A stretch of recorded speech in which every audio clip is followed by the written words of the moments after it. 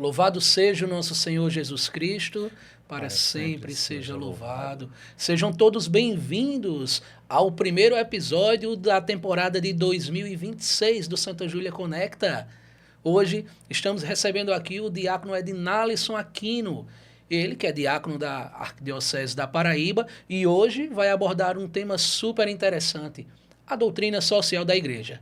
Tudo isso no oferecimento da Paulus João Pessoa, a Paulus, que é a maior editora e livraria do segmento católico no Brasil. E durante esta semana, ela está oferecendo para você, que está acompanhando o nosso podcast aqui no canal do YouTube da Paróquia Santa Júlia, 10% de desconto em toda a linha editorial da Paulus. São mais de 4.000 títulos para você que quer conhecer mais o mundo, esse mundo católico. Então, você que está nos acompanhando, aponta aí a câmera do seu celular nesse QR Code que está na sua tela e coloca lá o nosso cupom Santa Júlia 10. Então você vai ter 10% de desconto em toda a linha editorial da Paulus. Está imperdível, você não pode perder essa oportunidade. E também para você que quiser contribuir com o nosso podcast e o nosso projeto, também vou deixar aqui um convite para você. Aponta o seu celular aí na câmera e conforme o seu coração puder, conforme a sua disponibilidade, você pode nos ajudar aqui para manter o nosso projeto, o nosso podcast de comunicar a esperança, tá bom? E se você quiser ser um parceiro fixo do Santa Júlia Conecta, você vai entrar em contato com esse número aí na telinha que vai aparecer para você, 3244-7592, que é o número da paróquia Santa Júlia. Lá ele irá passar você para o setor responsável, para você que quiser ser o nosso parceiro fixo aqui do Santa Júlia Conecta. Estamos de braços abertos para juntos comunicarmos a esperança. E agora vamos deixar de conversa fiada e vamos embora para falar sobre a doutrina social da igreja. Hoje, agradecendo aqui, diácono Ednalisson, muito obrigado por sua vinda, sua presença no Santa Júlia Conecta. Paz e bem, meu querido irmão Nelsinho, paz e bem, irmãos e irmãs, é uma grande alegria estar aqui. Desde já agradeço a paróquia Santa Júlia e quero dizer duas coisas. A primeira, o Botafogo da Paraíba este ano vai subir para a Série B. O Botafogo é maior do que o Corinthians e o Flamengo juntos. Belo, não me mate de vergonha, não faça eu queimar minha língua. Anotem aí, hein? Depois me cobrem. Senão vamos chamar de pai de Iná fake. E a segunda coisa é a seguinte. Eu não sou enciclopédia. Existem os imortais, como nosso querido professor Vanderlan, como o PVC, que é o Paulo Vinícius Coelho, que é um palmeirense, e ele é chamado de enciclopédia do futebol. Então ele sabe de cor as escalações das seleções brasileiras, todos os campeões da Libertadores, e por aí vai. Aí eu trouxe aqui uma colinha, então vocês sejam misericordiosos comigo, viu? Assim como o Pai do céu. Obrigado, diácono. Eu sei que essa sua alegria ela vai e o seu conhecimento vai contribuir muito para esse nosso bate-papo hoje, que eu já começo perguntando ao senhor. Certo. Doutrina social da igreja. Diácono, o que é essa doutrina social da igreja e de onde foi que ela nasceu? Vamos lá. A doutrina social da igreja é um corpo ou um conjunto de ensinamentos do magistério da igreja acerca do homem e da sociedade. Tudo que diz respeito ao homem e às suas relações sociais, políticas, econômicas. A doutrina social da igreja não é um sistema alternativo ao capitalismo ou ao socialismo, não. É uma categoria no campo da teologia moral. Então, são reflexões do magistério da igreja. O que é o magistério da igreja? É o Papa, sucessor de Pedro, e os bispos, sucessores dos apóstolos, em comunhão com o Papa, ao longo da história. Então, ela surgiu, claro, as raízes da doutrina social da igreja estão nas Escrituras. Estão lá no Antigo Testamento, por exemplo, os profetas. Os profetas, claro, cada um com suas peculiaridades, nos seus respectivos contextos sociais, mas havia um ponto em comum. Deus que cria é o Deus que liberta. Não é indiferente ao clamor do povo. Está lá em Êxodo. Eu ouvi o clamor do meu povo E aí ele chama Moisés para libertar o povo do regime de servidão no Egito. Então, o Deus Criador é o Deus que liberta, certo? Então, os profetas chamam a atenção para a fidelidade a esse Deus que cria, que liberta. Deus que chama a conversão. Ezequiel, Deus não quer a morte do pecador, quer que o pecador se converta, né? Mude de vida.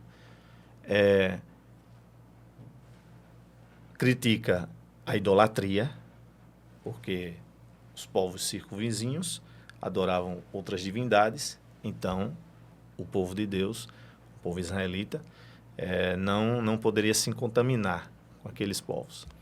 Deveria servir ao Deus verdadeiro, prestar o culto ao Deus verdadeiro. Então, fora a idolatria.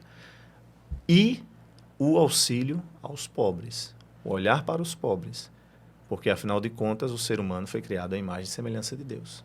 Então, não adianta adorar o Senhor, prestar o culto ao Senhor e se esquecer dos pobres, das viúvas, dos órfãos. Entende? Então, nós temos aqui, no Antigo Testamento, claro, no Novo, né? Nosso Senhor Jesus Cristo, buscai o reino de Deus e sua justiça em primeiro lugar, todas as coisas serão dadas em acréscimo. Mas, assim, a doutrina social da igreja, enquanto esse corpo de ensinamentos do magistério da igreja, ela começa em 1891 com o Papa Leão XIII e a encíclica Rerum Novarum, das coisas novas. Que coisas novas? As questões políticas, sociais, econômicas decorrentes da Revolução Industrial. Então, naquele tempo, o desenvolvimento das cidades, que era a urbanização acelerada, tinha também a questão das fábricas, né, a exploração dos trabalhadores, a questão operária. Então, muita gente trabalhava feito condenada, era explorada. Só para você ter ideia, estava fazendo uns cálculos, antes de algumas pequenas reformas. Vamos pegar hoje, fazer uma comparação com os dias atuais. Vamos colocar uma jornada de trabalho de 8 horas, certo? Por dia. Claro, tirando o horário de almoço, 8 horas por dia, que dá 48 horas por semana. Semanais. Jornada 6 por 1, que é escravidão, viu? 6 por 1 é escravidão dos tempos modernos. Isso tem que acabar. Ainda não dá para chegar no ideal, que é 4 por 3, como alguns países escandinavos. É o ideal. Ainda não dá, mas pelo menos 5 por 2. Mas 6 por 1 é inaceitável. Inaceitável. Certo? Então, o que acontece? 48 horas de jornada de trabalho semanais já é um tipo de escravidão. Não dá. As pessoas ficam doentes, algumas estressadas, com ansiedade, com todo tipo de doença, de síndrome, e algumas tiram a própria vida. Agora, imagina naquele tempo, naquele contexto, em que as pessoas trabalhavam 12, 13, 14, 15, 16 horas, que dá o quê? Uma média entre 70 e 90 horas por semana. Tá entendendo? Homens, mulheres e crianças. Crianças até 12 anos de idade, aí trabalhava menos. Sabe quanto é menos? 9, 10 horas. Aí 13 anos já trabalhava como adulto. Aí houve algumas reformas, e aí mulheres e crianças passaram a trabalhar menos, 10 horas. Olha que coisa fofa. Todos os dias. 6 dias por semana, trabalhar 10 horas. Isso aí e crianças, no caso, principalmente órfãs, né? E com trabalho, o trabalho era limpar a máquina, essas coisas. Ambiente insalubre, poeira, doenças pulmonares, acidentes de trabalho, ou seja, exploração total. Então, a doutrina social da igreja surge aí. Aí, qual é o contexto? A gente vai pegar aquele... de um lado, você tem o pensamento marxista, né, surgindo. Você tem o socialismo. Do outro lado, o liberalismo, que foi uma resposta à Revolução Francesa, lá no século XVIII. E aí surge a doutrina social da igreja, que, repito, não é um sistema alternativo ao socialismo, nem ao capitalismo, mas uma categoria de reflexão, né, no campo da teologia moral. Mas o que acontece? Só para deixar claro aqui para a dona Maria, seu Zé, o socialismo é um sistema econômico que visa a igualdade das pessoas e a coletivização ou socialização dos meios de produção, certo? Nas mãos do Estado. Na teoria, parece bonitinho, fofinho, mas só na teoria, porque na prática não funcionou em canto nenhum. E outra coisa, digamos, um estágio de transição, porque o objetivo final é o comunismo, que seria, primeiro, o socialismo, com a ditadura do proletariado, luta armada, luta de classes, para depois implantar o comunismo, que é uma sociedade sem Estado e sem classes sociais. O que significa dizer que não existe país comunista. Quando aquele seu miguxa ou miguxa diz, tal país é comunista. Mentira, não é. Não existe nenhum país comunista. Por quê? Porque pressupõe a ausência de Estado e de classe social. Entendeu? Por exemplo, a China. A China é um país dominado por um grupo, apenas um grupo comunista, uma ditadura. Só que é um regime híbrido, é fechado politicamente, aberto economicamente, então tem uma mistureba aí, né? Mas socialista com capitalista é uma mistura. Eu não sou nenhum especialista, mas a gente sabe basicamente isso. Agora, não é comunista, embora seja dominada por um partido comunista, mas não é comunista porque, volto a dizer, comunismo pressupõe ausência de Estado e classe social. Entende? Vale para os outros também. Venezuela, Cuba, esses outros regimes. E aqui eu estou dizendo isso, não é para fazer nenhuma defesa nem nada. Ao contrário, comunismo e fé católica são inconciliáveis. Eu estou fazendo apenas uma constatação. Só para a gente ter clareza, porque a gente vê, né, Nilcinho, o pessoal dizendo assim, tal país, o regime é comunista, Mentira, certo? Então, voltando. A doutrina social da igreja surge nesse contexto, século XIX, para dar uma resposta a esses problemas. Porque, olha, meu irmão, minha irmã, entenda uma coisa. O cristão de verdade não se ajoelha para sistema nenhum, nem se ajoelha para o capitalismo, nem se ajoelha para o socialismo. Claro, nós somos capitalistas, digamos, dos males o menor. Claro, é evidente, não sejamos hipócritas. Mas uma coisa é, olha, nós estamos inseridos nesse sistema, reconhecemos que fazemos parte desse... Agora, outra coisa é endeusar, como tem gente que endeusa, entendeu? Aí não podeis servir a dois senhores, só um que é Jesus. Entende? Porque os dois sistemas têm contradições. Os dois sistemas produzem miseráveis. Os dois sistemas são contraditórios. O único que é capaz de satisfazer os anseios, de responder aos anseios mais profundos da vida do ser humano é Jesus Cristo. E a doutrina social da igreja é justamente essa resposta para que a gente possa, ao olhar para a sociedade, para a realidade, estar orientado, fundamentado, ter em mãos a doutrina social da igreja para que a gente possa orientar a nossa vida, porque a doutrina social da igreja é iluminada pela palavra de Deus, entende? Então, ela nos orienta para que a gente, ao olhar para a realidade, possa viver em conformidade com o evangelho de nosso Senhor Jesus Cristo.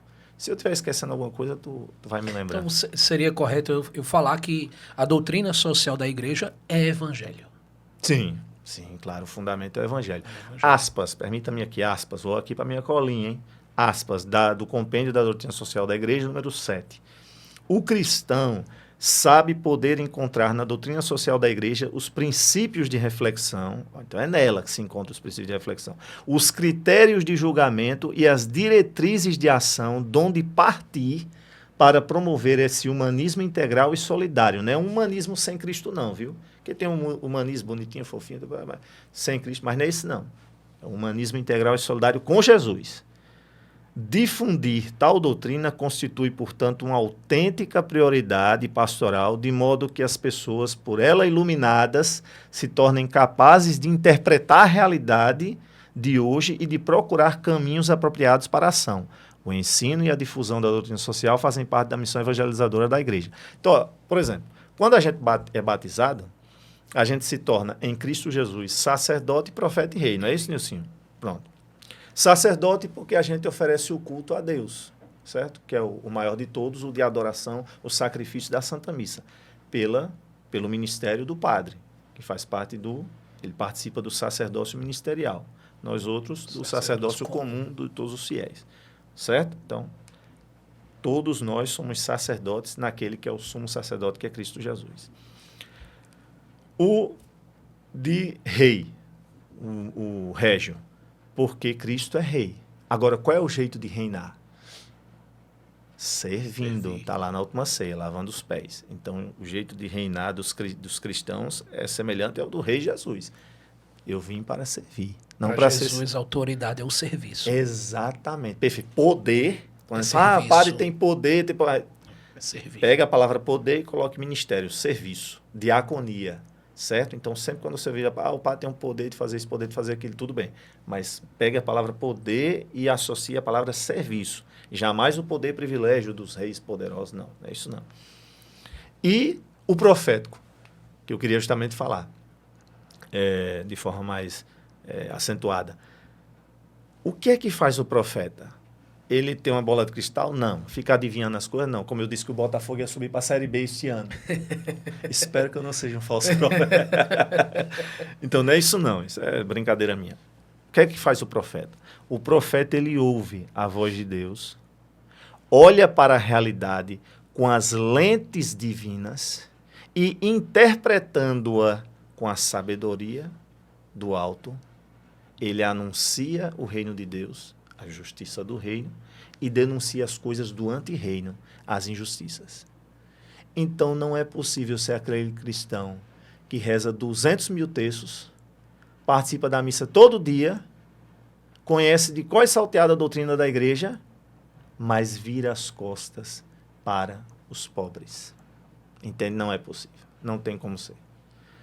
Nem ficar só aqui, mas também não ficar só olhando para cima e se esquecer que seu pé está no chão. Não. É sempre ter os olhos voltados para o Senhor, para Ele, mas sem perder de vista o que acontece, né, na nossa frente, e acontece muita coisa feia, guerra, miséria, fome, o problema dos refugiados, que a gente pode comentar mais tarde, feminicídio, está com força agora, certo? Como é que pode?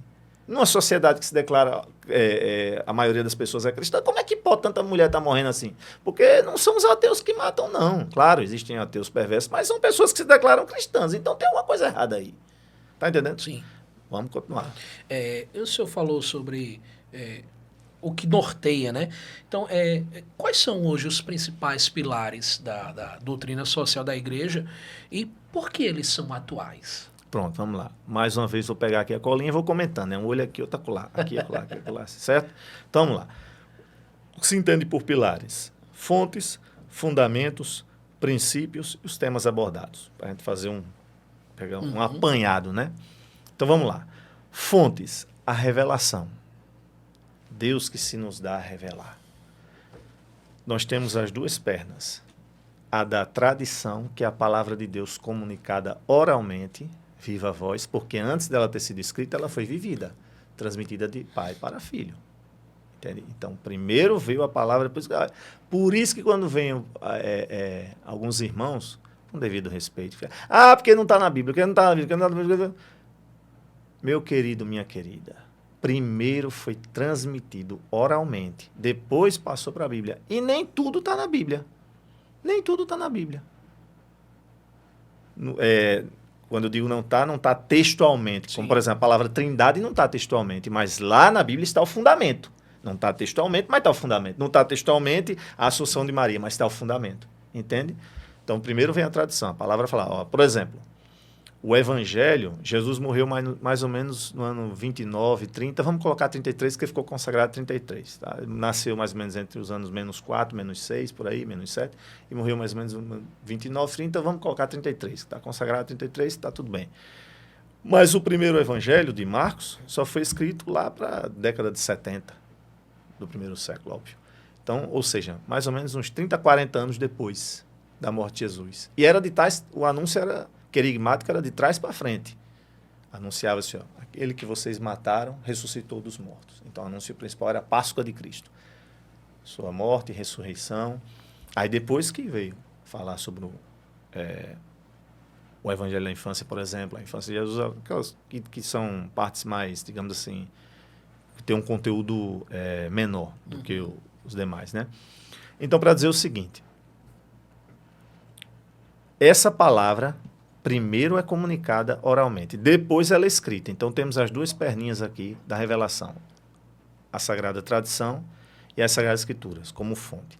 Temos também a lei natural, que é a razão infundida na nossa consciência para que a gente possa compreender a dignidade do ser humano e a responsabilidade com a criação. E eu faço questão de enfatizar, porque às vezes a gente fala assim, para a gente compreender a dignidade do ser humano, ponto.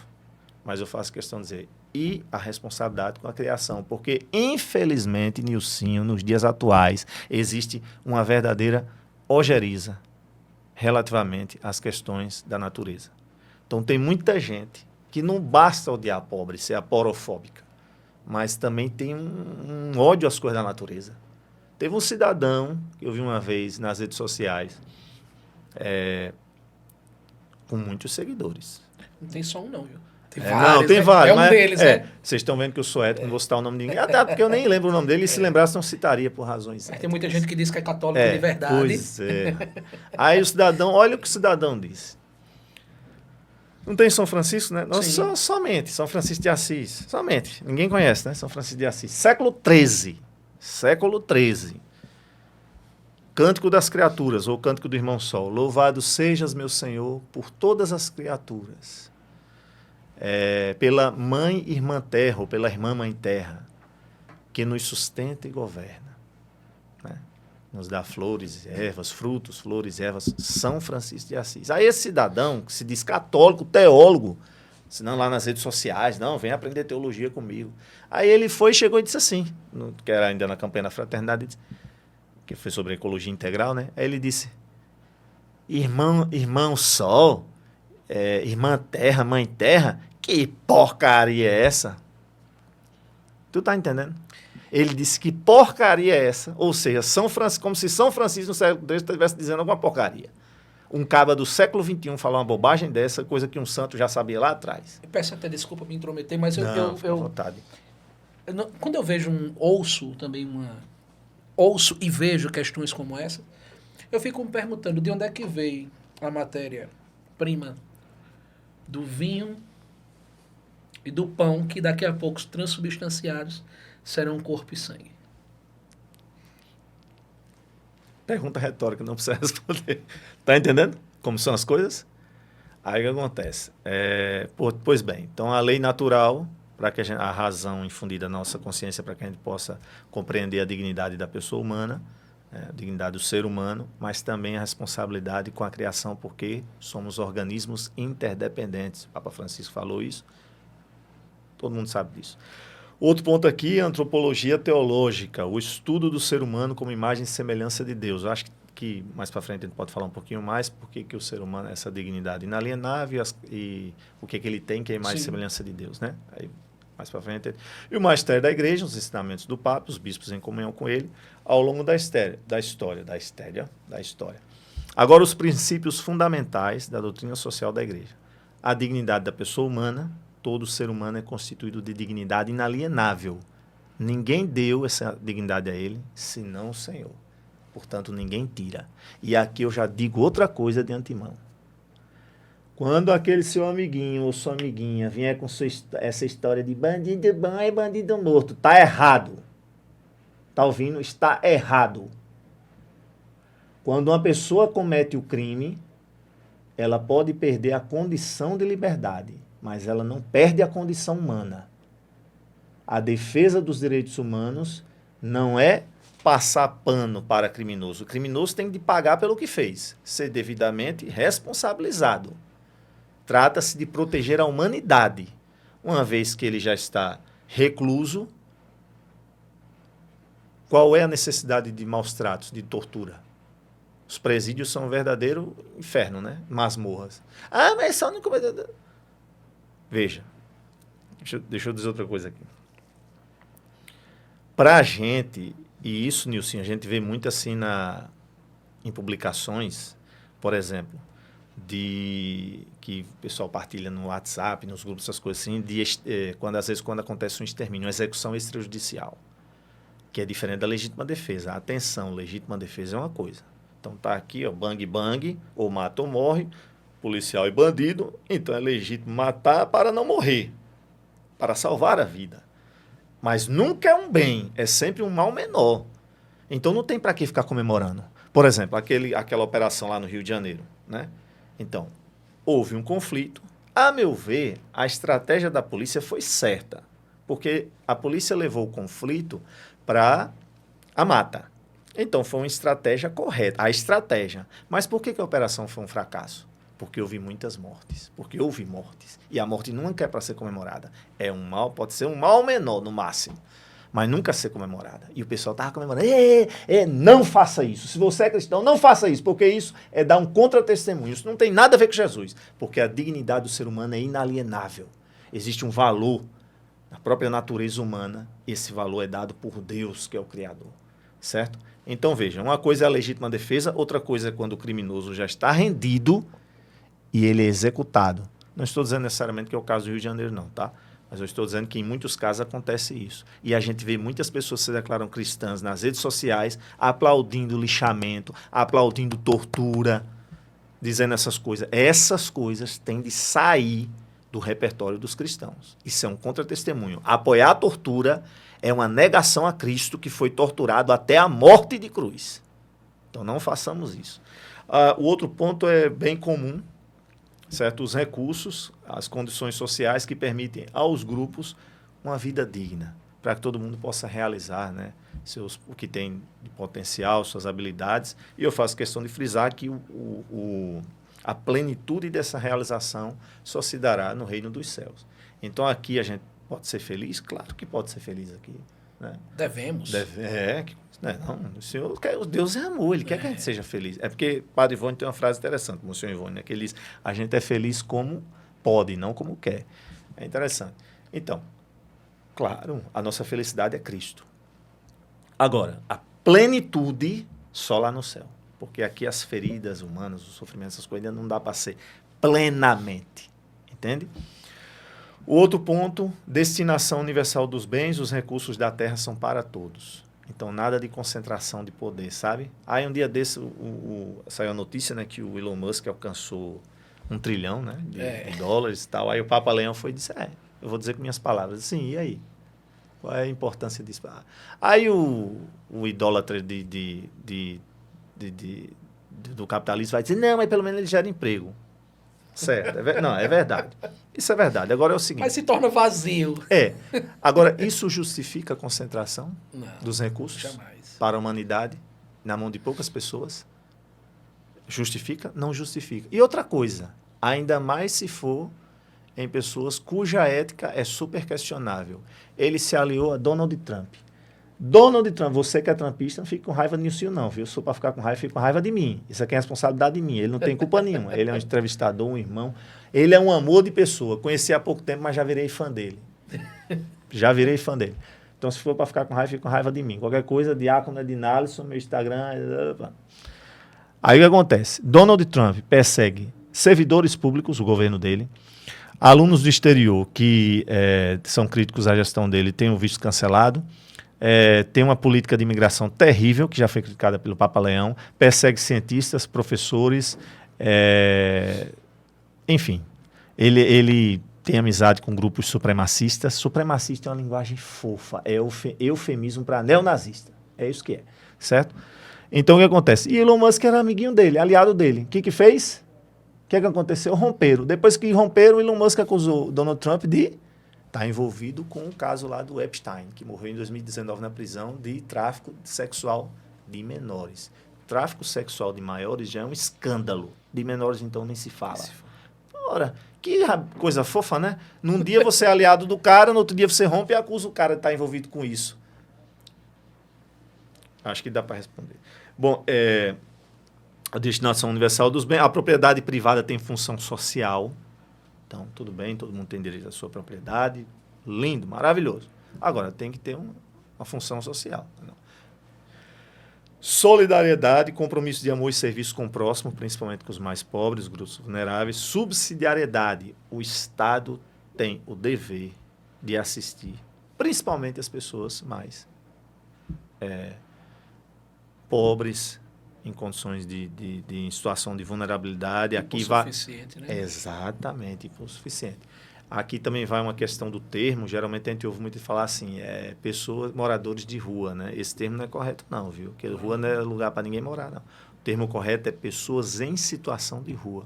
Infelizmente, em alguns casos, essas pessoas, esses irmãos e irmãs têm, a maioria homens, né? Tem problemas psíquicos, né? Distúrbios mentais. Em outros casos, é porque acaba ou compra comida ou paga aluguel, aí vai morar num barraco. Em São Paulo tem muito isso, né?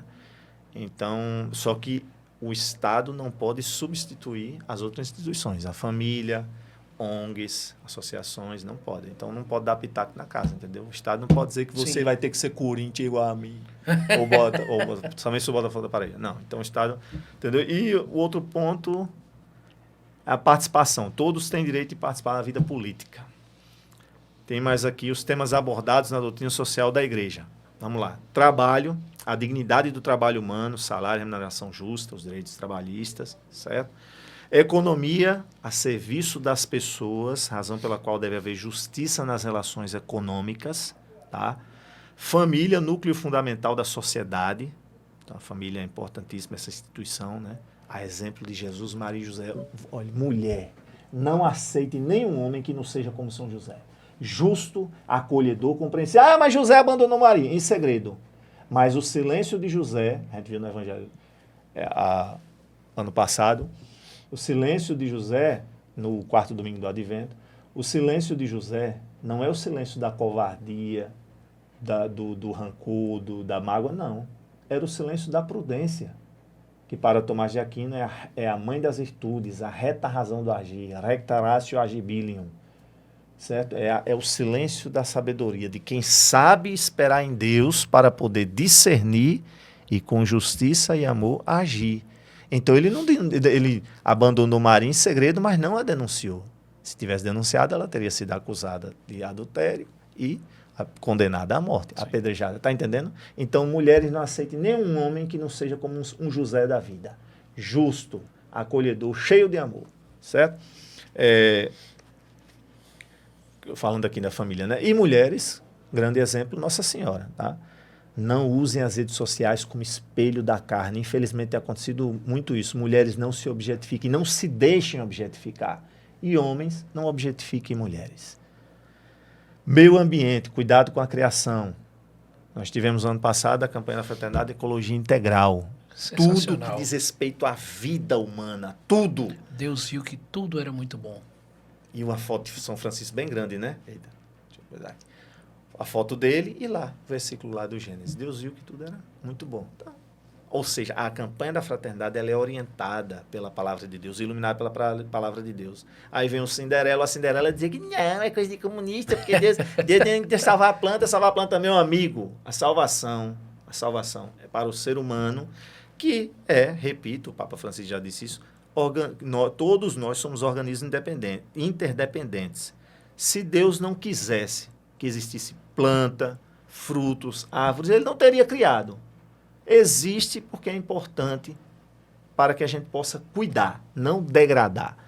E o outro ponto é paz e justiça social, que são irmãs inseparáveis, paz e justiça. Defesa da dignidade das pessoas, especialmente das mais vulneráveis, e promoção da reconciliação.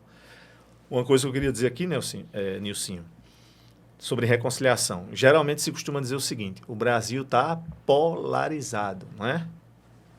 Não é verdade. Não se espante, viu? Por quê? Polarização pressupõe o seguinte, um extremo ou um polo com outro polo. De um lado existe um polo antidemocrático, a extrema-direita. Calma, não fica com raiva de mim não, viu? Que a extrema-esquerda é outra porcaria. Só que no Brasil, felizmente, a extrema-esquerda é fraca. Já basta a extrema-direita forte. Então, não existe polarização porque o outro polo não é a extrema-esquerda. O outro polo é, ou melhor, não é polo. O outro lado, digamos assim, é o ponto de chegada, que é a democracia. É a democracia. Então não pode ser polarização como se fosse extrema-direita e extrema-esquerda. Não, é extrema-direita e democracia. Se fosse extrema-esquerda, seria uma porcaria também. Repito, para que ninguém fique nem achando que eu estou puxando para um lado ou para o outro.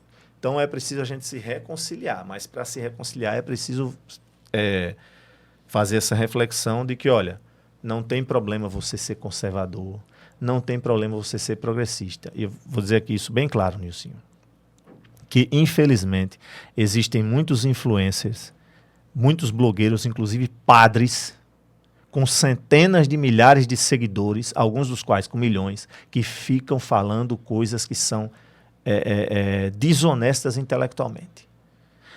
Você não pode ser um cristão de esquerda, porque você é comunista, você é a favor do aborto e blá.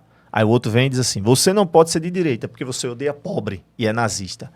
Minha gente, não caia nesse discurso fuleira, nesse discurso desonesto intelectualmente mentiroso. Por quê? Eu vou dizer a você aqui, vou dizer a você, meu querido Nilcinho, porque é possível ser um cristão progressista, esquerda, ou ser um cristão direita, conservador. Não tem problema nenhum.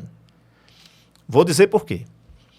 Ser de direita e ser de esquerda, ser conservador, ser progressista, está dentro do campo democrático, certo? A gente combate o que está fora, os extremismos. Extrema direita, extrema esquerda. Certo? Pronto.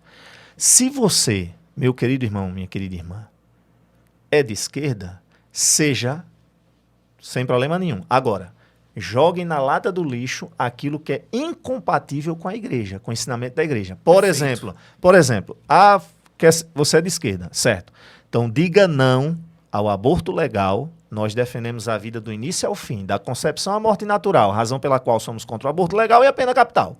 Então, diga não ao aborto legal, diga não na academia se chama perspectiva de gênero ou ideologia de gênero, sem, contudo, cair na homofobia. É possível ser contra a ideologia de gênero sem ser homofóbico. Eu sou contra a ideologia de gênero. Eu discordo da perspectiva de gênero. Sim. Mas eu combato a homofobia. Sim. Dá pra fazer, entendeu? Então, se você é de esquerda, progressista, diga não ao aborto legal, diga não à ideologia de gênero e diga não à ditadura do proletariado. Tudo que é ditadura é um lixo. Pegue ditadura e jogue no lixo. Lixo, seja ditadura de extrema esquerda, seja ditadura de extrema direita. Agora, se você é da direita, conservador, também não tem problema, está tudo em ordem. Diga não à pena de morte, porque, repito, nós defendemos a vida do início ao fim. Diga não à pena de morte, diga não a políticas de precarização do trabalho, certo? Diga não à ditadura militar. Ditadura militar, como a gente teve aqui na América Latina, década de 60, 70, 80, Argentina, Brasil, Chile, El Salvador, por aí vai. Então, diga não à ditadura militar e diga não ao armamentismo. Papa Leão vem falando, Papa Francisco falou muito, Papa Leão tem falado muito também. Então, pronto. Você pode ser um cristão conservador ou progressista, de direita e esquerda, e aí você não vai ficar arengando com ninguém da sua família, as pessoas vão se respeitar. No meu caso, eu não sou isentão não, viu? Eu não estou com o discurso, isentão. Não, eu tenho posições políticas. Quem me segue no Instagram sabe. Só que eu sou aqui do centro, porque eu tenho algo de conservador e algo de progressista, e está tudo bem. Então, eu me identifico como alguém de centro, não do centrão, Deus me livre. Mas de centro. Entende? Não é diferente do isentão. Sim, como sim. se essas coisas não existissem. Existem. Essas coisas existem. Agora, sempre em consonância com a doutrina social da igreja, em consonância com o que a igreja ensina. Olha, eu vou deixar até o senhor beber um pouquinho d'água. Eu vou beber. Desculpa se eu estiver falando. Me interrompa. Não, eu quero que o senhor fale mais, porque as próximas perguntas vão ser polêmicas. Mas vou pedir aí para o meu amigo Breno, antes de retornar aqui com o nosso diácono Ednalisson, para colocar ali a nossa logo, o nosso QR Code da Paulus, e convidar você que está acompanhando o nosso programa, o primeiro episódio dessa temporada de 2026, você apontar aí a câmera do seu celular neste QR Code aí que está em sua tela, e você vai mandar uma mensagenzinha lá, colocando o nosso cupom Santa Júlia 10. A Paulus, nossa parceira, está oferecendo durante esta semana 10% de desconto em toda a sua linha editorial. A linha editorial da Paulus. Então tá imperdível. Lá são mais de 4.000 títulos para você saborear e desfrutar desse mundo da Igreja Católica e também de outros segmentos. Tá bom? Então, aponta a câmera do teu celular no QR Code que está aí em sua tela e coloca lá Santa Júlia 10 para você ter 10% de desconto em toda a linha editorial da Paulus. Tá bom? E você que está acompanhando agora, vai ter muito tema polêmico. Meu amigo... Sede misericordiosa. Como o Pai do céu é misericordioso. Bebeu uma aguinha? Bebi. Que lá vem, viu? Olha só. Rapidinho, Nicinho, só Fica à antes da vontade. só para não passar batido. Olha, eu falei só da Rerum Novarum, né? Então, mas também existe um bocado de documentos da igreja, né? Vou citar aqui alguns. 40º ano, 40 anos depois da Rerum Novarum. Aí Mater et Magistra, João 23, Patim Terris, Gaudium et Spes, Populorum Progresso, 80ª Advenias, por aí vai. Tem um bocado de documentos. E aqui eu devo dizer o que eu disse esses dias no SCC, que é o seguinte: minha querida senhora trabalhadora, meu querido senhor trabalhador, vocês vão se perguntar, mas são tantos documentos. Olha, ninguém lê tudo. Eu também não li tudo, não. Eu não tenho vergonha de dizer. Por quê? Porque a gente trabalha. Eu sou 2 vezes servidor. Sou servidor da UFPB e servidor como diácono da Igreja Católica. Sim. Então, né? Você já é pai, Nilson? Não, ainda não. Mas é casado? Sim. Pronto. Então, senhores pais, mas você tem o seu trabalho, Sim. sua vida, então não dá para ler tudo. Então a gente faz um grande suco, a gente pega, extrai, claro, a gente lê. Agora, tudo não dá de uma ponta a outra. Sim. É muita coisa, mas o importante é que a gente leia, compreenda e faça e pegue faça aquele, digamos assim, aquele apanhado daquilo que a igreja nos ensina. Mas eu estou dizendo isso para que as pessoas se sintam confortadas, para que não pensem assim, meu Deus, sim, todo mundo lê e eu que não leio. Sim, não, a senhora trabalha, a senhora tem filho, às vezes tem neto e às vezes não dá. E também é bom deixar bem evidente e bem claro que é ter cuidado com esses desinfluências digitais. Pois é. Né? Porque é muita porcaria. Muita. Né? E parece que são dogmas o que falam. Exatamente. Né? Então a gente tem que ter muito cuidado. Duvidem quem se acha muito católico. Né? Super católico. Super católico. Mas vamos lá. Diácono Nalisson, ao longo da história recente da igreja, né? Na América Latina surgiu uma teologia conhecida como teologia da libertação. O que é a teologia da libertação? Vamos lá.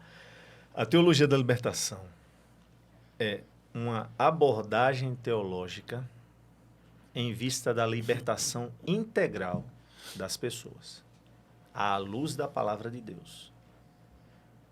Então, a libertação espiritual, mas também a libertação das opressões, daquilo que diz respeito à vida da pessoa, certo? Da sociedade. Porque, notem,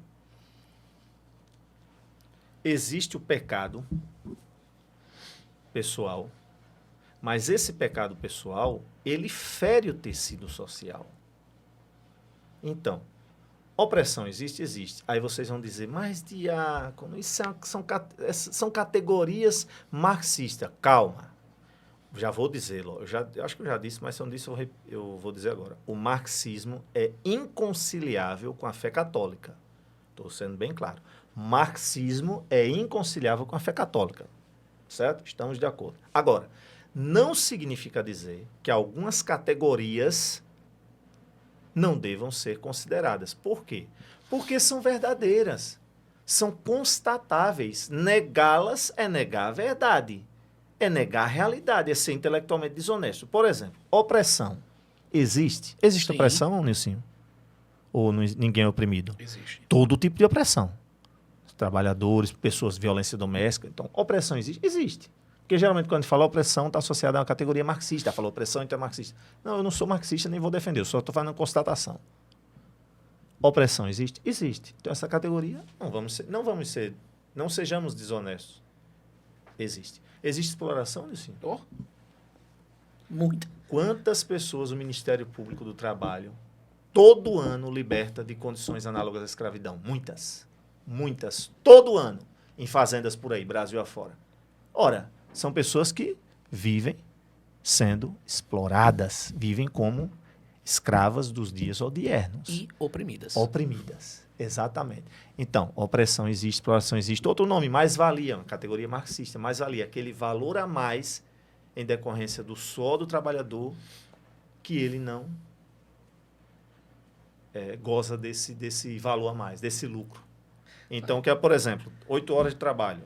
Ele trabalhou 4 horas, já é possível pagar o salário dele com essas 4 horas, mas esse excedente aqui vai tudo para o patrão.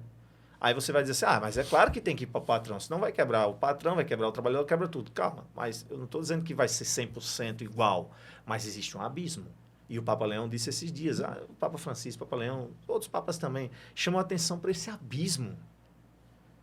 Há ou não há um abismo? Muito. Como é que pode Gigante. um negócio desse, entende? Então a pessoa lá trabalha feito miserável, foi uma condenada trabalhando. Aí, é possível sobreviver com salário mínimo? É muito difícil, minha gente. As pessoas não vivem, sobrevivem. Aí a gente vai dizer que é da vontade de Deus. Não, não é da vontade de Deus. Não vamos justificar essas coisas. Legitimar isso é um pecado. Então, a teologia da libertação, ela surge no contexto, depois do Concílio Vaticano II, então, década de 60, 70, nesse contexto social, de olhar para o povo que sofre. O que eu disse lá no começo? Deus ouviu o clamor do seu povo. Deus ouve o clamor do seu povo. Então está falando só do Antigo Testamento? Não, do Novo Testamento também. Jesus disse, como eu disse há pouco, buscai o reino de Deus e sua justiça. O documento apostólico, o Actus Staten, eu não me recordo agora se é o número 8, número 7, mas eu sei que é o apostólico Actus Staten, diz o seguinte, eu vou dizer com minhas palavras, traduzir com minhas palavras aqui. É preciso satisfazer, em primeiro lugar, as exigências da justiça, para que os pobres se libertem paulatinamente ou gradativamente da dependência externa, de esmola, e sejam autossuficientes. Então, agora, a teologia da libertação nasceu em um contexto de Guerra Fria. Então, infelizmente, alguns confundiram Jesus com Che Guevara. Aí está errado. Jesus nem pode ser confundido com um miliciano fascistoide, como a gente vê muita gente hoje confundindo Jesus com fascista. Aqui no Brasil, então, nem se fala. O Jesus da arminha, armai-vos uns aos outros. Macularam a palavra de Deus, que é amar, né? Amar uns aos outros, aí ficou armai-vos uns aos outros. Então, nem pode ser confundido com fascistoide, um miliciano, mas também não pode ser confundido com o Che Guevara da vida. Então, nenhum nem outro. Jesus não se enquadra em esquemas ideológicos. E aqui, se me permite, Nilcinho, eu vou ler comentário que você perguntou.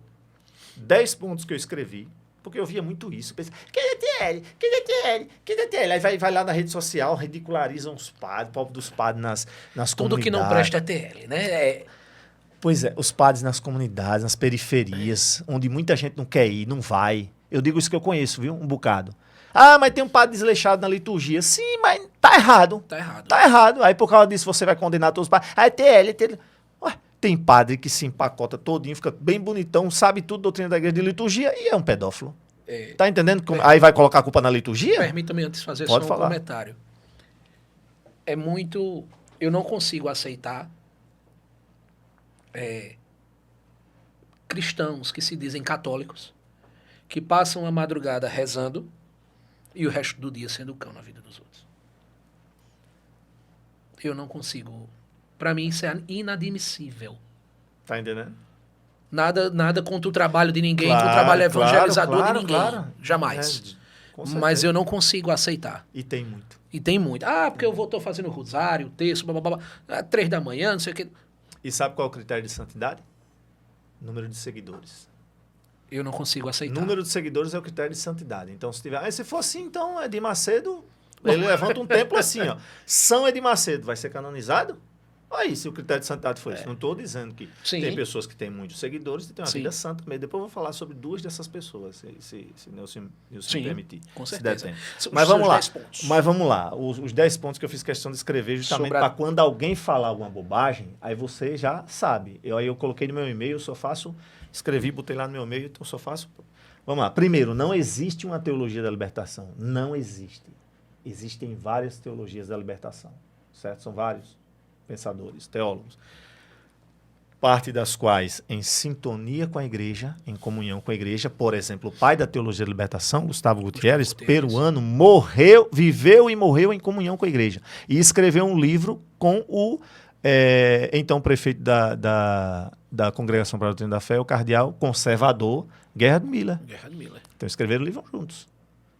Gustavo Gutierrez, pai da teologia da libertação. Viveu e morreu em comunhão com a igreja. E existem aqueles que estão, como é que eu posso dizer assim, têm elementos heterodoxos, certo? Então é preciso fazer esse discernimento.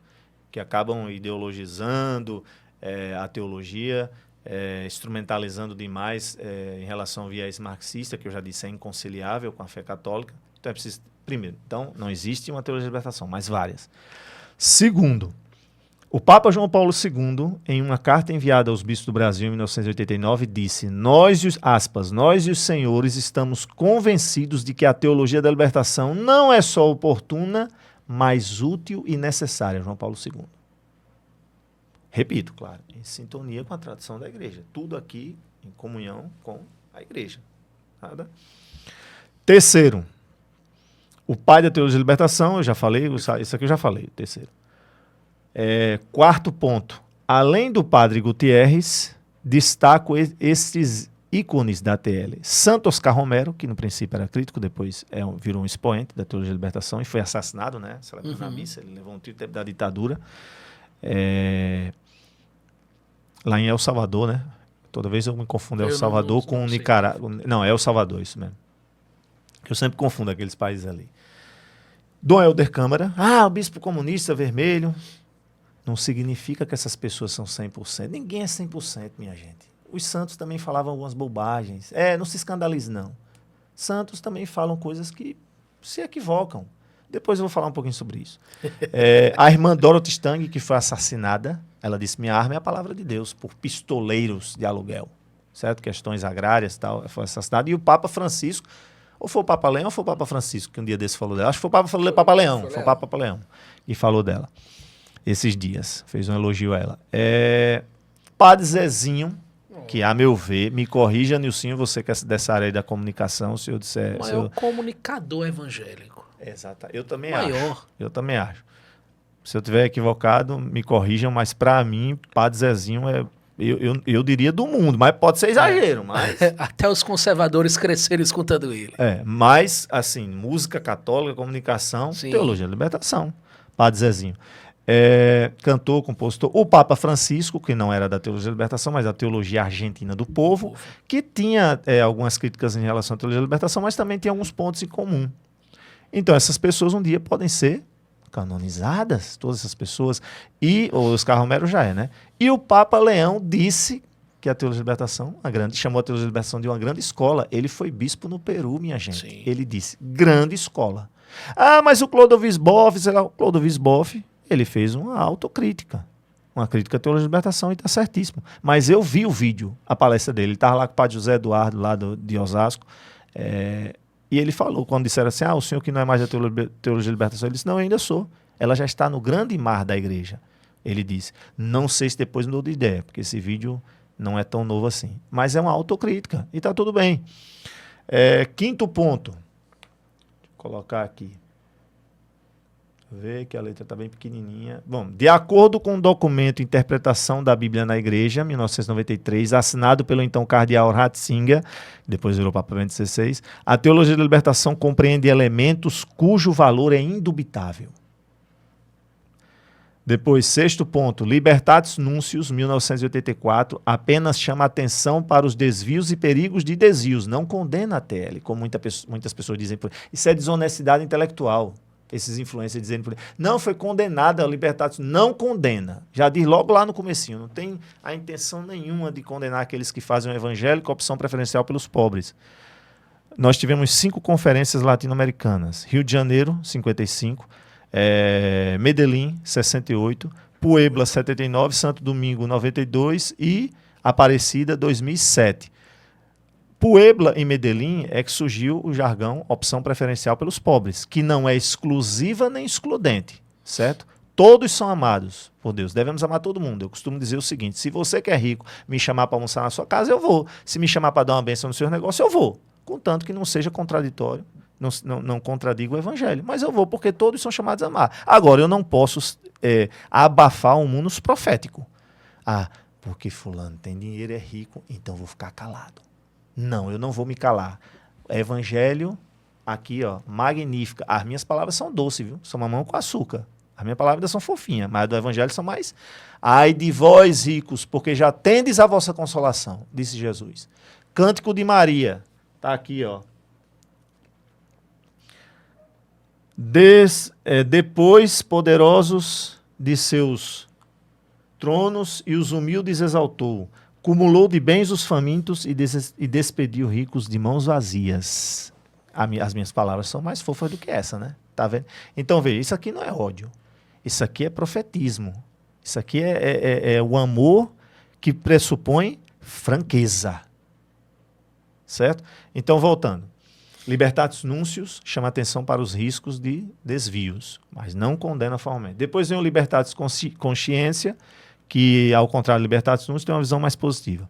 O Papa Leão, já falei aqui, chamou de grande escola. Os papas nunca condenaram formalmente a TL, mas certos princípios enganadores. Discurso do Papa Bento XVI aos bispos do Rio Grande do Sul e Santa Catarina, porque tem uma manchete de uma comunidade, cujo nome não vou citar por razões éticas, uma comunidade bem conhecida no Brasil, tenho todo o respeito por ela, mas dá a entender, muitos desses influencers se servem dessa matéria, que tem uma desonestidade intelectual nela, para dizer que o Papa Bento XVI condenou a teologia de libertação lá no encontro com os bispos lá do Rio Grande do Sul e Santa Catarina. Mentira! Leia o discurso e você vai ver que eu não estou mentindo. Certo? É pequenininho. Pode ler, pode pesquisar. Discurso do Papa Bento XVI aos bispos do Rio Grande do Sul e Santa Catarina. Ele condenou certos princípios enganadores. E isso já estava na Libertatis Nuncius de 1984. Então é desonesto dizer que condenou formalmente, que é a maior de todas as heresias. Isso é mentira. Não tem isso. Maior de todas as heresias, porque não se encontra em nenhum esquema herético, jamais isso. Não tem nada a ver. Nada a ver. Então, ponto 9 aqui. A doutrina social da igreja para nós católicos é suficiente. Suficiente. Não precisamos de marxismo, não precisamos de nada. Dessas questões que são inconciliáveis com a fé. Todavia, não sejamos desonestos intelectualmente. Para concluir essa questão da teologia da libertação, 10. A teologia da libertação já faz parte do grande rio da teologia católica. A opção preferencial pelos povos, que não é exclusiva nem excludente, é assimilada pelo magistério da igreja. Por quê? Porque é a opção de Cristo, que se fez pobre com os pobres, não para justificar a pobreza, não para legitimar a exploração, mas para, a partir dos pobres, inaugurar o reino de Deus, anunciar o reino de Deus, que é reino de paz, justiça, amor, fraternidade, comunhão. Um Jesus que nasceu lá em Belém da Judéia, aquela cidadezinha, né? Pequena. Pois é. Né? Pobrezinha. Numa manjedoura. De Manger. Casa dos Pães. Pois Belém, né? É inaceitável ver algumas coisas que saem aí nesse mundo da internet. É inaceitável, inaceitável. Né? Olha, esse tema ele é bem polêmico e desde espinhoso, já, né? E eu já quero convidar o senhor para um próximo episódio para que a gente possa debater mais sobre esse tema específico. Eba, que honra. Eu vou mudar um pouco agora de assunto. Nós estamos vivendo o tempo do Natal e estamos chegando, não, foi ontem, né? A Epifania do Senhor, né? O que é, diácono, a Epifania do Senhor? Que festa é essa que nós celebramos? Epifania significa manifestação. É a manifestação do Filho de Deus. Ele se manifesta como? Uma pessoa qualquer? Não. É o menino Deus. Deus feito homem. Atenção, Jesus não é uma pessoa humana. Jesus é uma pessoa divina, humanada. Uma pessoa divina com duas naturezas. A divina e a humana. Então, ele se manifesta ao mundo como o nome dele já diz tudo. Deus que salva. Ele é o Salvador. Certo? Então, na festa da Epifania, nós temos também a figura dos três chamados reis magos, que a gente sabe que não eram reis, chamavam-se magos no sentido de sábios, astrônomos / astrólogos. Por quê? Nem dá para a gente dizer astrônomo stricto sensu, porque, evidentemente, à época não havia ciência stricto sensu. Havia o conhecimento prático das coisas. Eita, ó, o céu está nublado, vai chover, certo? Então, eles estudavam os corpos celestes, né? E a relação desses corpos com a natureza, e também aí entra o lado mais astrológico da previsão, do nascimento, do novo rei, aquela coisa toda. Mas para dizer que eram sábios. Então, o melhor termo que se aplica aos reis magos, chamados reis magos, são sábios, homens estudiosos que foram até o Rei dos Reis. Mas olha que interessante a Epifania. E a Epifania, Nilcinho... não, deixa eu primeiro dizer, depois eu disserto aqui. De acordo com a tradição, porque não está dizendo lá que é o Melchior, Baltazar, Gaspar, mas de acordo com a tradição... Sim, deixa eu dizer logo. Assistam ao filme O Quarto Sábio, já assistiu? Não. Pronto, é um filme antigo. Até com aquele... É Charlie Sheen, que é o pai de... Que tem o pai e o filho, né? Eu toda vez eu confundo, que é um ator que tem... Eles, tá o pai e tá o filho, a cara. Eu não sei se é o Charlie Sheen, se é o pai... É o pai, eu só não sei se o nome Charlie Sheen é do pai ou do filho. Mas, enfim, já é um filme antigo. Maravilhoso. O Quarto Sábio. Assistam. Vou dar a sinopse, não vou dizer, lógico, o filme. Mas ele é o quarto dos magos que ia visitar o novo rei. E aí, ao longo da jornada dele, começam a aparecer empecilhos nessa jornada. Que filme! Eu duvido que você vai se decepcionar quando assistir um filme desse. Assista, Nilson. Vou assistir. Quarto Sábio. Assista. Vou assistir. Que filme! Que filme! Aí o que acontece? A visita dos magos simboliza o seguinte. Quem são os magos? São pagãos. Da Eurásia. Se eu derrubar esse negócio aqui, bota na conta dele. Ele paga. Quem vai pagar é o senhor? Não. Brincadeira, vai ficar aí. Olha, são pagãos da Eurásia, da África, enfim. Simboliza o seguinte, eles representam os povos pagãos, os gentios, que vão àquele que é a verdade. Nasce o menino Deus, a verdade, o Salvador, o novo rei, o rei dos reis, o Senhor, o Cristo, o ungido, o bendito que vem em nome do Senhor. A palavra eterna do Pai que se fez carne e se manifesta ao mundo como Salvador.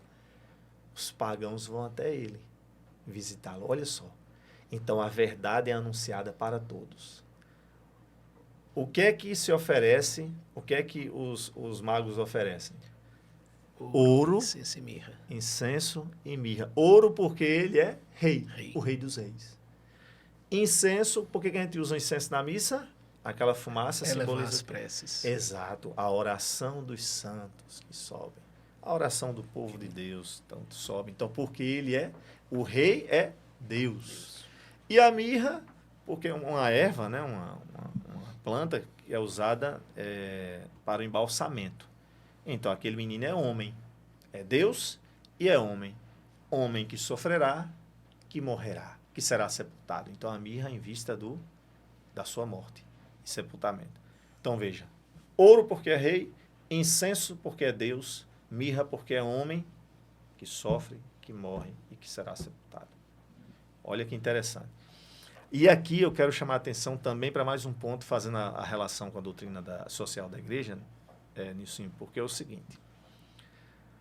Antes do Concílio Vaticano II, a mentalidade era proselitista. Fortemente proselitista. Converter custe o que custar. Eu estou na verdadeira religião. Sim, para a minha igreja católica é a verdadeira, a única religião. Sim, eu tenho convicção disso. Agora, atenção no que eu vou dizer. Então eu vou te converter custe o que custar. E as outras, se não são de Deus, são do diabo. Só que graças a Deus, iluminada pelo Espírito Santo, os pastores da igreja, os sucessores dos apóstolos, o sucessor de Pedro, foi entendendo que, olha, em vez de a gente se fechar e de ficar nesse proselitismo, porque Jesus não disse sejam prosélitos, Jesus disse anunciar o evangelho. Pode falar. É por isso que o pelagianismo é uma heresia tão moderna. Pois é. Eu faço essa associação. Exato. Aí o que acontece? Em vez de ficar com proselitismo, anuncie o evangelho, que é servir e amar, fazer como o Papa Leão disse aos bispos da Amazônia, com clareza, anunciar Jesus com clareza. Mas atenção, qual foi a outra palavra que ele usou? Ele disse com clareza e caridade. E aí vem um ensinamento magistério da igreja, sobretudo do Papa João Paulo II, na Sacramentum. Toda vez eu confundo com Redemptionis. Eita, agora fugiu. Eclésia de Eucaristia? Não, Sacramentum Redemptionis. Eu esqueci agora, eu estou ficando velho, por isso que eu trouxe uma cola. Aí nessa cola eu não fiz. Mas veja, a igreja ensina o seguinte: as sementes do verbo Tu vai dar uma procurada aí, né? Que é onde ele diz o seguinte, acho que é sacramento alguma coisa. Há sementes do verbo nas outras religiões, nas outras culturas, nas outras tradições religiosas. Sementes do verbo, elementos de verdade, sinais do Espírito. Quem é o verbo? É Cristo. Então, nas religiões do paganismo, o paganismo é um conjunto de religiões não cristãs. Há sementes do verbo, sementes de Cristo, sinais do Espírito. Então, a gente olha para essa abertura para o transcendente, para o sobrenatural. Por exemplo, não confundir essas religiões com satanismo. Satanismo é culto a Satã. Sim. Culto deliberado a Satã. Não é honesto intelectualmente você dizer que aquele indígena que está adorando uma divindade,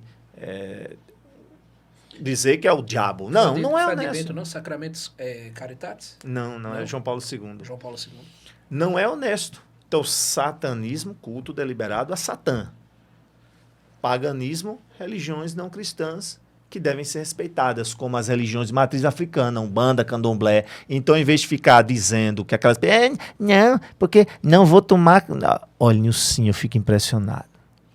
Não vou tomar um cafezinho com a minha vizinha, porque minha vizinha é da Umbanda, ou meu vizinho é do Espiritismo, e aí vem esses padres exorcistas. Olha, padres exorcistas, sem generalizar. Existem padres exorcistas inteligentes, sérios, mas existe um bocado, principalmente os midiáticos, que prestam desserviço à igreja e ficam enchendo de porcaria a cabeça dos fiéis. Que ficam adoecidos, vão para a confissão, os pobres dos padres ficam tudo preocupados, que um bando de fiéis doentes e ficam fanáticos. Por quê? Porque certos padres exorcistas ficam colocando leseira na cabeça dos fiéis. Vê demônio em tudo, desrespeitando. É contaminação espiritual. Não existe contaminação espiritual. Tire isso da sua cabeça. Não existe. Certo? Não existe contaminação espiritual. Uma coisa é a sugestão. Fulano, você vê um filme assim, por exemplo, eu não gosto de filme exorcista, porque isso me deixa... Eu já tive pesadelo, pirralho, eu fiquei traumatizado. Achou aí? Não encontrei aqui. Redemptores Mício. Não, Redemptores Mício. Acho que é Redemptores Mício. Tenta aí Redemptores Mício, Sementes do Verbo, João Paulo II, Sementes do Verbo, Redemptores Mício.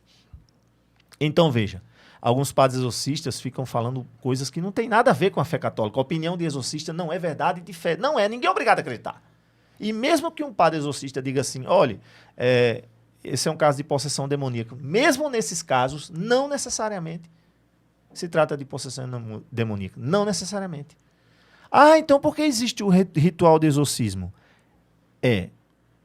Para que o padre possa... faz parte do processo de cura e libertação. É uma ajuda para que a pessoa possa ficar boa, ficar curada, possa ser liberta.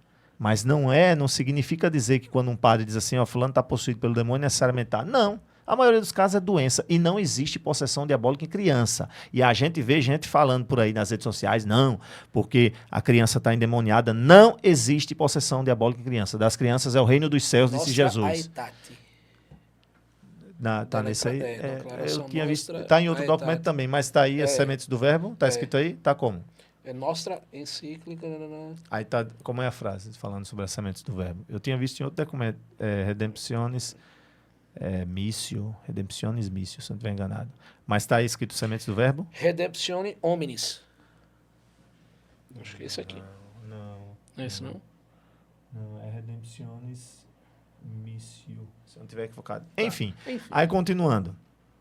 A gente vai achar, não é possível.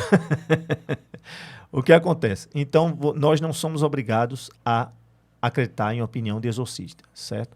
Tomar muito cuidado, porque Redemptionis 7 de dezembro de 1990. Pronto, aí fala, né? Sementes do verbo, né? Isso. Então, não é sacramento que eu falei, não. É Redemptionis Missio.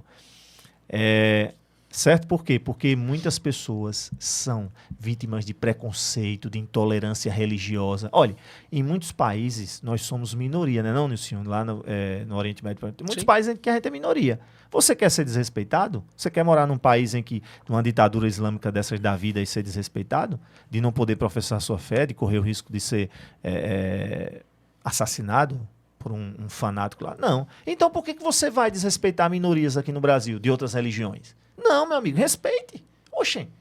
Aí não quer ser respeitado, então veja, é ter a consciência, sou católico convicto, não vou participar da Umbanda, não vou participar do protestante, nenhuma religião, só a católica. Agora, respeito é bom e a gente gosta, né não? Demais. Então cuidado com o que a gente ouve por aí. Aí a Epifania também nos ensina isso, que olha, vamos respeitar as outras religiões, vamos olhar para as sementes do verbo, as sementes de Cristo em outras religiões, diálogo interreligioso com as outras religiões, e ecumenismo com o protestantismo, mas sempre numa perspectiva de respeito.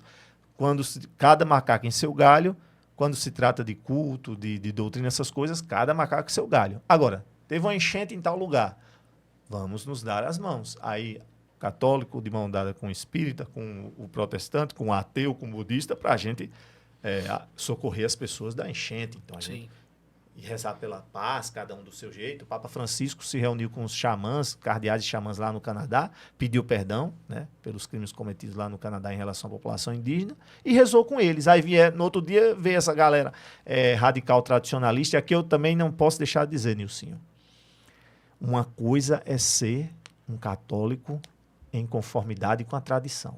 Outra coisa é o radical tradicionalismo que não tem nada de católico. São simplesmente víboras, serpentes, que não entram no reino de Deus, nem deixam os outros entrar. Atacam o Concílio Vaticano II, atacam o Catecismo de São João Paulo II, atacam a Missa de Paulo VI, atacam a CNBB, atacam a campanha da fraternidade, se julgam como super católicos. Não deem ouvidos a essas pessoas. São venenosos. Convertam-se. Se você é um radical tradicionalista, crie vergonha na cara e se converta. Não fique com raiva dele, não, viu? Se for para ficar com raiva de mim. Mas deixa eu lhe dizer, não seja. Ouça o magistério da igreja. Fique com a tradição da igreja, mas não confunda a tradição da igreja com esses grupos que a gente vê. Nilcinho, meu amigo, nas páginas, no perfil da CNBB, nas publicações da CNBB e do Vatican News, principalmente quando o Papa Francisco estava vivo, Nilcinho, era direto, sem brincadeira. Meu amigo, teve duas situações, pelo menos duas que eu vi, que os comentários estavam abertos e o administrador da página, do perfil, no Instagram, na CNBB, teve de fechar. Eu digo isso porque eu dei uma olhada, era só ataque ao cardeal Jaime, presidente, né, do CELAN da CNBB, só ataque. Isso é uma ONG, isso é uma seita satânica, a CNBB, que é constituída de sucessores dos apóstolos. Isso é sei lá o quê, negócio de mato, de plantas, metendo pau. Eles fecharam os comentários. Porque quando eu fui trabalhar, aí eu disse, não, vou dar uma olhada de novo. Já tinham fechado os comentários. Eu vi isso pelo menos 2 vezes. Só víboras. E claro que eu fui lá deixar meu comentário. Porque é o seguinte, eu vou lá e falo. Eu falo mesmo, minha gente. Eu sou um doce de coco. Não, doce de coco não, que dá dor de barriga.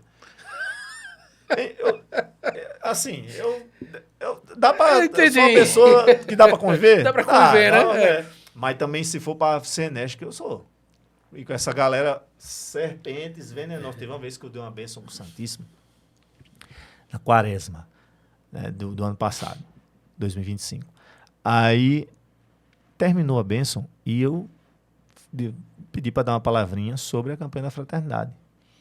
E expliquei direitinho, falei por quê e tal. E disse, olha, cuidado com esses grupos de radicais tradicionalistas, chamados raditrades, que ficam atacando a CNBB, a campanha da fraternidade. Cuidado, porque a campanha da fraternidade é iluminada pela todos os papas, 8 papas. Bora contar? Me ajuda aí, se eu esquecer. Quando surgiu a campanha da fraternidade na década de 70. Então vamos lá. Inísia, né? Inísia Floresta começou tudo aqui, né? 1967, exato, Rio Grande do Norte. Rio Grande do 67 não Norte, foi a primeira? foi. 67. Então vamos lá. João 23, não é isso? Isso. Paulo VI. Não, João 23 já era. Foi. Não, era Paulo VI. Então vamos lá. Paulo VI. João Paulo I. Mas João Paulo I morreu com 33 dias, né? Segundo. João Paulo II. Eu contei 8 papas. João 23 também. Bento XVI. Francisco. Leão. Na verdade, quando a campanha... Não, eu contei 8, com a campanha da fraternidade eu contei 8, então é isso mesmo. Foi lá, se tu puder dar uma pesquisada aí, a campanha da fraternidade surgiu o ano direitinho, porque na minha contagem são 8 papas. Então o que acontece? Nenhum deles desrespeitou a CNBB ou a campanha da fraternidade, nenhum. Ao contrário, tem grande estima.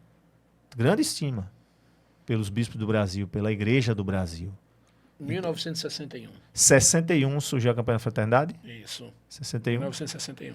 Pronto. Pelo site da CNBB. Então, João 23, Paulo VI, João Paulo I, Segundo, João Paulo II, Bento XVI, Francisco Papa Leão, 7. Eu me equivoquei, desculpa, 8, porque em relação ao nascimento da CNBB, aí eu confundi com o CNBB com o Campeonato da Fraternidade. Então, 8 contando em relação à CNBB, certo? Mas para dizer o seguinte, veja, todos tiveram um grande respeito, sempre respeitaram. Aí vem o Zé radical tradicionalista e mete o pau na CNBB. Sigamos o Papa. Nenhum Papa nunca atacou a CNBB, nenhum Papa nunca atacou a Campanha da Fraternidade. Enquanto quando você vir alguém atacando nas redes sociais a CNBB e a Campanha da Fraternidade, corra, não siga. Não siga essas pessoas. Não siga pessoas que atacam a Igreja do Brasil, atacam a CNBB, não siga.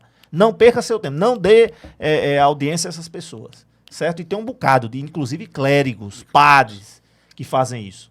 Não sigam essas pessoas, são serpentes. Perfeito. Eu só um pequeno, não é correção, só um complemento da informação.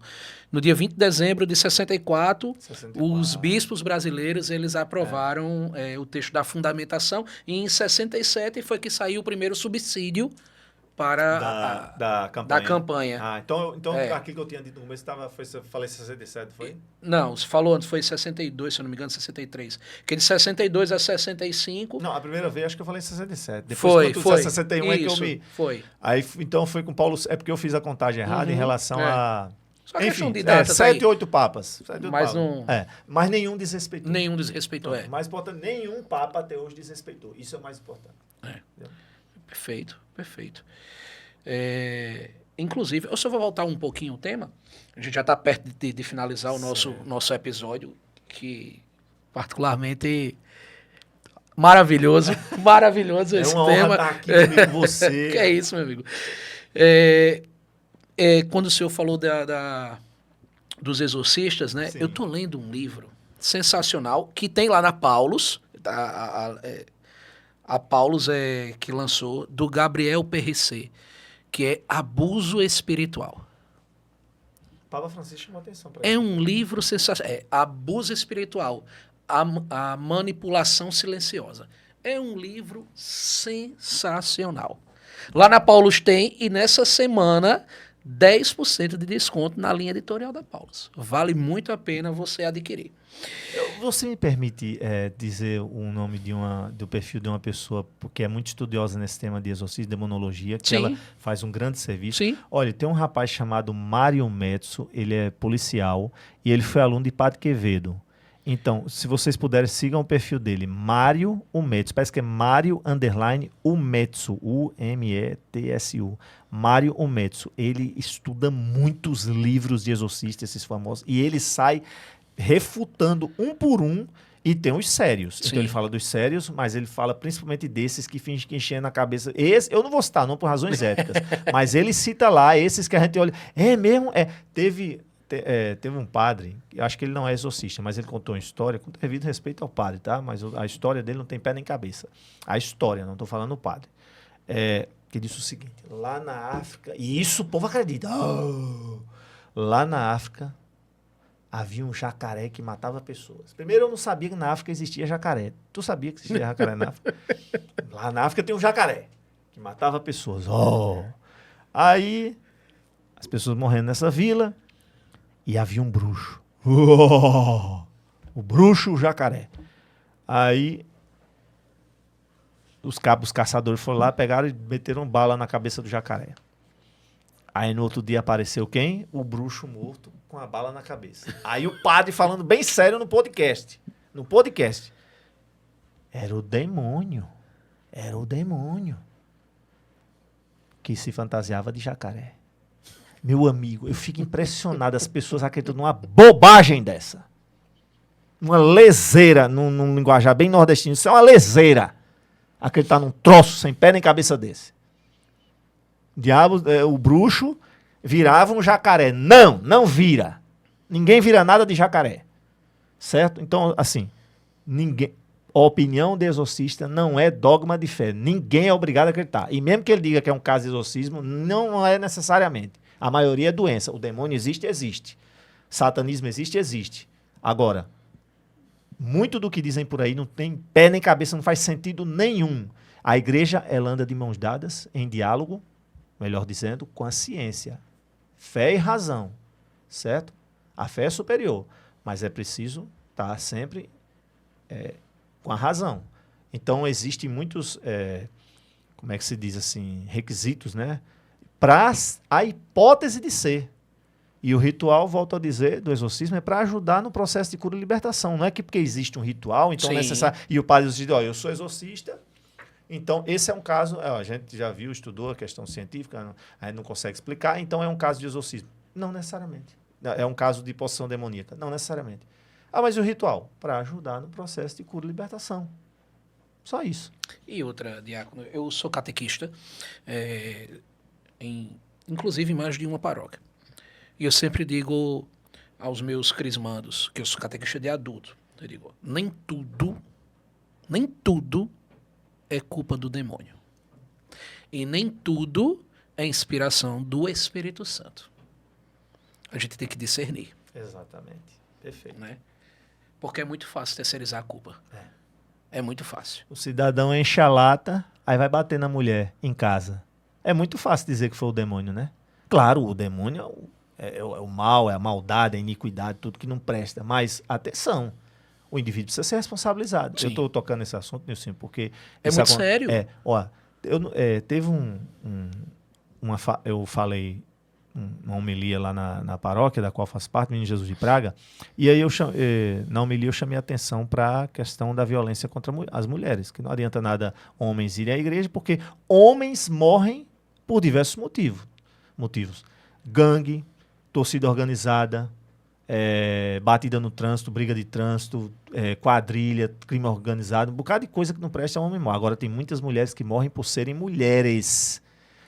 A gente viu ano passado a Tainara Santos foi atropelada, foi arrastada por 1 quilômetro, teve as pernas amputadas e ficou em coma. Nilson, eu falei isso na missa. Aí uma das irmãs lá da Pastoral Comunicação gravou e espalhou. Aí um dos meus amigos foi e falou comigo, eu disse, não, tudo tá autorizado, que a gente afinal de contas vamos combater a misoginia, feminicídio, essas coisas, violência contra a mulher. E aí o Emerson Machado, né, o Mufi, botou lá e tal. As pessoas, né, dizem, não, é isso mesmo. Mas tu acredita que apareceu lá pelo menos um cidadão que disse que eu era um padre, eu não sou padre, eu sou diácono, feminista, porque eu estava falando de violência contra a mulher, e era uma doença, ou seja, ele me chamou de doente. Ele disse, essa doença já entrou na igreja. E eu falando sobre o caso da menina que foi atropelada, ficou em coma. Tá entendendo? E o cabo me chamou de doente. Agora vamos fazer um seguinte exercício. Tire a palavra mulheres e coloque a palavra judeus. Esse rapaz seria o quê? Se eu estivesse falando do combate ao antissemitismo e ele dissesse que eu sou um doente, então ele seria um potencial nazista, né? Não é isso? Isso. Aí, se ele me chama de doente em relação à questão, eu combatendo a violência contra as mulheres, e ele me chama de doente, ou seja, olha a gravidade. Ele não tinha vergonha de mostrar a cara, o nome, nada, e foi lá e escreveu. Essa doença já entrou na igreja. Ou seja, lamentavelmente, nos nossos dias, a misoginia, essa galera que tem red pill, né, uma linguagem bem paraibana mesmo, red pill, masculinista, bando de misóginos, virou opinião democrática. É democracia. Ser misógino. É uma coisa democrática, é uma opinião. Eu vou ser convidado no podcast para falar de violência contra as mulheres. Tu tá entendendo a gravidade? Galera, é muito grave. Tu tá entendendo isso como zero escrúpulo, zero pudor, zero decência. Na cara de pau. Diácono Ednalisson, eu quero agradecer ao senhor por sua presença, pelo seu sim. Eu tenho certeza que esse episódio ele fica marcado pela sua irreverência, marcado pelo contexto, pelo assunto que nós trouxemos aqui, debatemos, e também por um olhar, vamos dizer, pedagógico, educativo, que o senhor nos traz, né? Nos aponta, né? E o senhor está como exemplo de Maria, apontando a Cristo. Então, muito obrigado por sua presença, pelo seu sim. E qual a mensagem que o senhor deixaria para quem está nos acompanhando hoje? A principal mensagem da doutrina social da igreja, para quem está nos acompanhando nesse momento. Bom, eu gostaria de dizer que foi uma honra, Nilson, eu virei seu fã. Você é muito legal. Seu fã. Não é porque eu estou aqui na sua frente, não, mas eu me senti muito acolhido, muito carinho, muito uma energia, uma luz divina em você.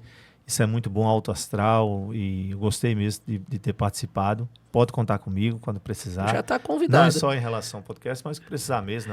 Eu vou até sugerir para o meu amigo aqui, Edgley, aqui do Cast Arretado, viu? Que tem esse acabou para vir aqui, viu, Edgley? Também quero deixar um abraço aqui para o padre Maurício, né, que é o pároco da paróquia Santa Júlia, o padre Geraldinho, não é isso? Isso. O diácono Vanderlan, nosso querido professor, enciclopédia teologia, Vanderlan. Olha, deixa eu dizer a vocês, eu posso ter cometido equívocos aqui, tá? Qualquer coisinha, tirar a dúvida, pergunta é a Vanderlan, certo? Né? Então ele ali é seguro, viu? Então qualquer equívoco que eu tiver cometido, Nilcinho, Vanderlan, isso aqui que o Diácono Ednalson disse, vamos fazer as devidas correções. Eu tenho consciência das minhas limitações. Qualquer coisinha pode pesquisar, tal, eu posso ter me equivocado em alguma coisa, tá, faz parte da vida, tá tudo bem. Eu tenho consciência das minhas limitações, certo? Também tem outro diácono aqui na paróquia, não? Não, lá não. Só Vanderlan, aí Padre Carlos Maurício, Monsenhor João Eudes. Monsenhor João Eudes, um abraço, Monsenhor João Eudes. Também para os irmãos da minha paróquia, Menino Jesus de Praga, né? O Padre Adriano, o pároco, o vigário paroquial, Padre Jaci, e os meus queridos diáconos José Gomes e Josinaldo. E em relação à doutrina da igreja, dizer o seguinte: meus queridos irmãos e irmãs, considerando que este ano é um ano eleitoral, considerando que a gente vai ter muita briga, infelizmente, nas famílias, marido, mulher, muita divisão, filhos, divisão, não caiamos nessa armadilha. Não. Procuremos respeitar, ter um espírito democrático, olhar para Cristo, sempre com um olhar em Jesus. A palavra de Deus orienta a vida da gente, ilumina a vida da gente. A doutrina social da igreja está fundamentada aqui.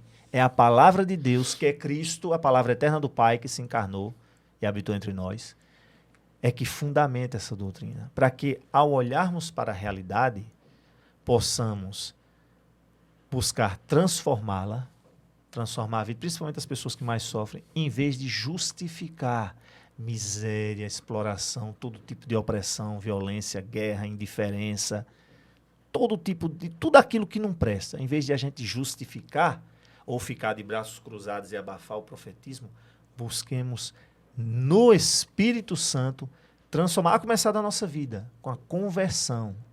Todos somos chamados à conversão. O Senhor é a razão de nossa fé, esperança e caridade. Ele nos chama à conversão, à santidade e à comunhão com a Santíssima Trindade. Amemo-nos uns aos outros como Jesus nos amou. E cuidemos da nossa casa comum, de tudo aquilo que diz respeito à vida humana, mas também à fauna, à flora, ao meio ambiente, para que possamos verdadeiramente dar testemunho do Evangelho como discípulos e discípulas missionários, a exemplo de Nossa Senhora de São José, da Sagrada Família de Nazaré. Muito obrigado. E, para encerrar, a nossa parceira Paulus mandou uma lembrancinha aqui para o senhor. É uma camisa do Corinthians. Ela não faria isso. É algo melhor. Eu sou feito criança, gosto de abrir presente na hora. Não é meu, mas eu digo, vamos abrir esse presente para a gente ver. Primeira revistinha. Isso. Muito obrigado a Paulus por... Muito obrigado, Paulus. Olha aí, primeira revistinha. Selecionar aqui. É um catálogo da Paulus, né? Selecionados, tá vendo aqui, ó? Janeiro e fevereiro de 26. Olha aí. Que maravilha. Que agora vamos para o presente. E agora tem um presente aí da Eba. Abrindo aqui. vermelho da cor do Espírito Santo, da cor do sangue dos mártires, da cor do amor de Cristo, que derramou sua vida por nós. Vamos lá, vamos ver. Olha aí. Uma estrela de nome Carlo, nosso querido Carlo, dá pra ver assim? Dá. Carlo Acutis, Que maravilha. de Bárbara Baffetti. Será que ela é italiana? Baffetti. Ó, Carlo Acutis. Que legal, e muito obrigado. Muito Santo obrigado. de calça jeans, né? Paulos. Sim, o Santo santo de calça jeans. Santo de calça É isso jeans. aí. Tá lá Obrigado. enterrado na Basílica de Santa Clara, né? Olha aí. É o santo da maravilha. internet, né? Santo da Mas internet. também o santo dos pobres. Cuidado do meio ambiente também. Que maravilha. Que legal. Viu? Obrigado a Paulos aí pela nossa parceria. E para você que acompanhou o Santa Júlia Conecta, esse primeiro episódio de 2026, meu muito obrigado. Fique conosco, acompanhe a gente nas redes sociais e nos vemos em breve. Um forte abraço e que pela intercessão de Santa Júlia, Deus abençoe a todos vocês. Até mais.